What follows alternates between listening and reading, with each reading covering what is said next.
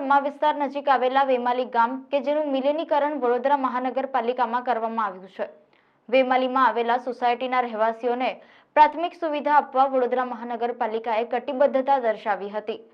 વેમાલીમાં પ્રધાનમંત્રીના નળ સે જળ યોજના અંતર્ગત અનેકોના ઘરમાં પાણી સમસ્યા દૂર કરવામાં આવશે તેમ જણાવવામાં આવ્યું હતું, જેમાં પાણીની પાઇપલાઇનના પહેલા ફેઝના નેટવર્કિંગ પૂરું કરવામાં આવ્યું છે, પણ આજ દિન સુધી બીજા ફેઝમાં નેટવર્કિંગની સાથે પાણીથી લોકો વંચિત રહી ગયા છે। વેમાલી ગામમાં અનેકો સોસાયટીમાં પાણીની પ્રાથમિક સુવિધા નથી, સાથોસાથ સ્ટ્રીટ લાઇટ, રોડ, રસ્તા તેમજ ડ્રેનેજ જેવી સુવિધા ન મળતા વેમાલીમાં રહેતા સોસાયટીના રહેવાસીઓએ પાલિકા તંત્ર સામે નારાજગી પ્રગટ કરી હતી તેમજ આવનારી લોકસભા ઇલેક્શનનો બહિષ્કાર કરવાની ચીમકી ઉચ્ચારી છે।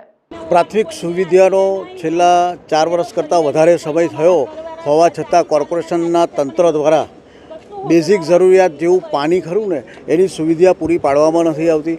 વારંવારના આંદોલનો અને જનતાની માંગણી હોવા છતાં પણ ચૂંટાયેલા પ્રતિનિધિઓ અને અધિકારીઓ દ્વારા માત્ર કાન બહેરા રાખી અને એક તરફી સાંભળી અને કોઈપણ પ્રકારની કામગીરી આગળ હાથ ધરવામાં આવતી નથી। ફેઝ 1માં 30% પાઇપલાઇનનું નેટવર્ક નાખવામાં આવ્યું, પણ 70% જેટલો વિસ્તાર ફેઝ 2ના નામ પર બાકી રાખવામાં આવ્યો છે। એનું ટેન્ડરિંગ પણ 3 વખત કરવામાં આવ્યું। છેલ્લે 4 માસ અગાઉ ટેન્ડરિંગ કરવામાં આવેલું, પણ આજ દિન સુધી એ લોકોએ કોઈ કોન્ટ્રાક્ટરને એવોર્ડ કરેલ નથી અને કોઈપણ બહાના કાઢી અને ટાઈમ ખેંચે રાખે છે। અને હવે પાછો આ ઉનાળો ખરો ને ચાલુ થઈ ગયો એટલે અત્યારથી જ કેટલી બધી સ્કીમમાં ફ્લેટોમાં ટેન્કરો મંગાવવાનું ચાલુ થયું છે, એટલે એનો સખતમાં સખત વિરોધ છે। બોરિંગનું પાણી પણ 1500 TDSથી વધારે ઊંચા TDSવાળું પાણી પીવું પડે છે, જે લોકોના આરોગ્યને નુકસાનદાયક છે। આ બધી જ વસ્તુઓ અમે કોર્પોરેશનના તંત્રને જણાવેલ છે અને એમના નોલેજમાં પણ છે, પરંતુ પાણી જેવી મૂળભૂત સમસ્યા જ્યાં અત્યારે પ્રધાનમંત્રી શ્રી નળ સે જલ યોજના હેઠળ ચાલુ વર્ષે લોકસભાના ઇલેક્શનનો મુખ્ય મુદ્દો રાખી અને લડવા માટે જઈ રહ્યા છે, ત્યારે નગરોળ વડોદરા મહાનગરપાલિકાનું તંત્ર પ્રધાનમંત્રીશ્રીના મુખ્ય મુદ્દાને પણ ધ્યાને ધરતું નથી। અને આ ઉનાળામાં એટલે કે જ્યારે ખરેખર લોકસભાની ચૂંટણી યોજાશે ત્યારે આ વિસ્તારમાં ખૂબ જ પાણીની સમસ્યા સર્જાવાની છે, એટલે અત્યારે જ લોકોએ જાગૃત થઈ એકત્રિત થઈ અને ખૂબ મોટા પ્રમાણમાં આજે તો વિરોધ કર્યો છે, પણ આવનારા દિવસોમાં પણ વિરોધ ચાલુ રહેશે। સમગ્ર વિસ્તારની અંદર ચૂંટણી બહિષ્કારના બેનરો અને પોસ્ટરો લગાવવામાં આવશે અને સંપૂર્ણપણે એક પણ વ્યક્તિ વેમાલી વિસ્તારની અંદર વોટિંગ કરવા માટે નહીં જાય। સંગઠિત થઈને લોકો, કારણ કે દરેકને જરૂરિયાત છે। એ ઉપરાંત ફેઝ 1ની અંદર જ્યાં પાણીના કનેક્શન લેવામાં આવ્યા છે ત્યાં આગળ લાયસન્સ પ્લમ્બર દ્વારા ખૂબ ઊંચા રેટે 8 લાખથી માંડીને 10, 11, 12 લાખ રૂપિયા સુધીના એસ્ટિમેટો આપવામાં આવ્યા છે, જેની અંદર 1 લાખ રૂપિયા સુધીના એ લોકોએ એસ્ટિમેટની અંદર ફાઇલ મંજૂરીનો ચાર્જિસ। આ તો સીધી વસ્તુ એવી થઈ કે સીધું કરપ્શન દેખાઈ રહ્યું છે, એનો ચાર્જ લગાવેલો છે। મટિરિયલ્સના ભાવો ફ્લો મીટર ઓપન બજારની અંદર 25,000થી લઈને 65,000 રૂપિયા સુધીના અવેલેબલ હોવા છતાં 1.25 લાખ રૂપિયાથી લઈ અને 2.25 લાખ રૂપિયા સુધીના ફ્લો મીટર કોન્ટ્રાક્ટરો દ્વારા પ્રોવાઈડ કરવામાં આવે છે અને એ લોકો વિથ મટિરિયલનું અમારી પાસે એસ્ટિમેટ આપે છે। મટિરિયલ અમે જો લાવીએ તો એ કોઈ કામ કરવા માટે તૈયાર નથી। એટલે હું મીડિયાના માધ્યમથી સરકારશ્રીનું ધ્યાન દોરવા માગું છું। વડોદરા કોર્પોરેશનની વિજિલન્સ ટીમ આ બાબતે સુઓ મોટો કરી અને આ વિષયના અનુસંધાનમાં તપાસ કરી અને શ્વેતપત્ર બહાર સાંસદ સભ્યને પણ અમે વારંવાર રજૂઆતો કરી અને થાકી ગયા છે લોકો। જ્યાં આગળ 10 મહિના અગાઉ આપણે વાલ મૂકવામાં આવ્યો હતો, એ વાલ પણ બિલકુલ મેઇન રોડ પર આપે સૌએ જોયેલો છે, અત્યારે ફરી પણ જોઈ શકશો કે એ જ્યાં વાલ મૂકવામાં આવ્યો છે એ રોડથી હાઇટ ઉપર મૂકવામાં આવ્યો છે ને એક્સિડન્ટના ભયંકર બનાવો ત્યાં બની રહ્યા છે। હમણાં 3 દિવસ પહેલાં પણ એક બાઇક સવારને ત્યાં આગળ એક્સિડન્ટ થયો છે।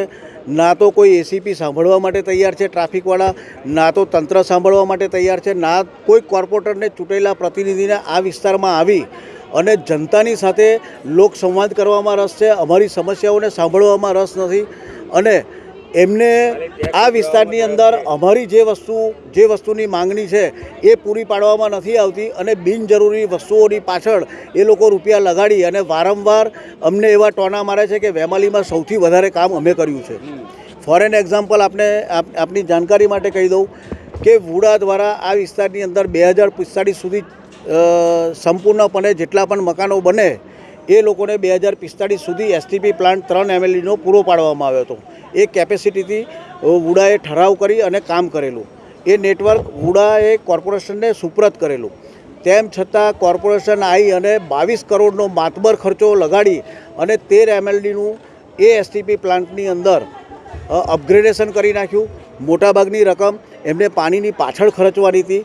જો પાણીની અમને સવલત પૂરી પાડી હોત તો એ એસટીપી પ્લાન્ટનો મતલબ રહેત, પણ જ્યાં પાણી જ નથી અને નેટવર્ક પણ વ્યવસ્થિત નથી તો એવી કેટલીક બાબતો છે કે 46 ગામ પાણી પુરવઠા યોજનાનું પાણી અમને કોર્પોરેશન ઈચ્છત તો 2.5 વર્ષ પહેલાં આ વિસ્તારને પાણી પૂરું પાડી શકત.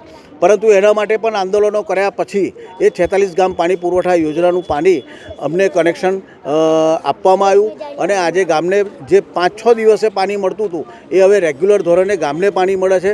હવે માત્ર સોસાયટી વિસ્તારોના પ્રશ્નો છે કે એમને કેવી રીતે પાણી તમે પૂરું પાડી શકો.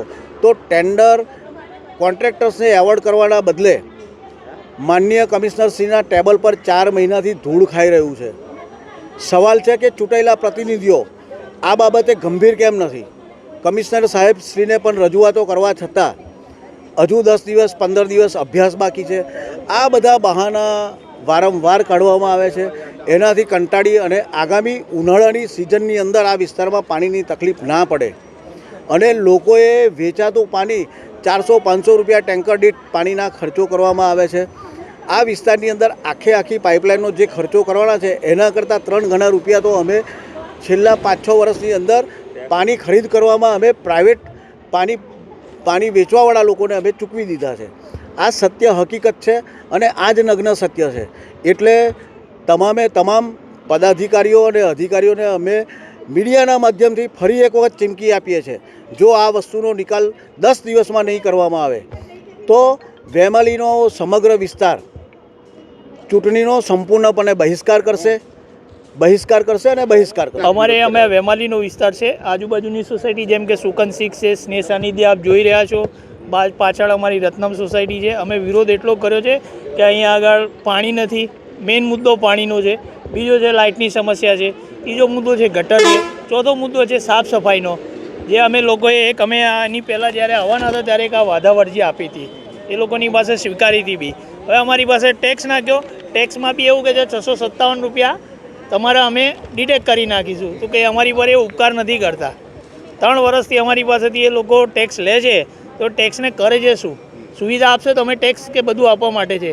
બાકી અમે આ વખતે તો બધા ભેગા થઈ અને ચૂંટણીનો વિરોધ બી કરવાના છે જ, કે નહીં પાણી તો નહીં વોટ. જેમ કે હમણાં બહેનો બી કહેતા હતા એમ અમારા લગભગ અહીંયા આગળ થઈ અને અંદાજિત 1200 મકાન છે જે આટલા વિસ્તારમાં અહીંથી આથી માંડીને એમ. બાકી ઓવરઓલ આખા વેમાલીની અંદર 4,000 થી 5,000 મકાન તો છે જ.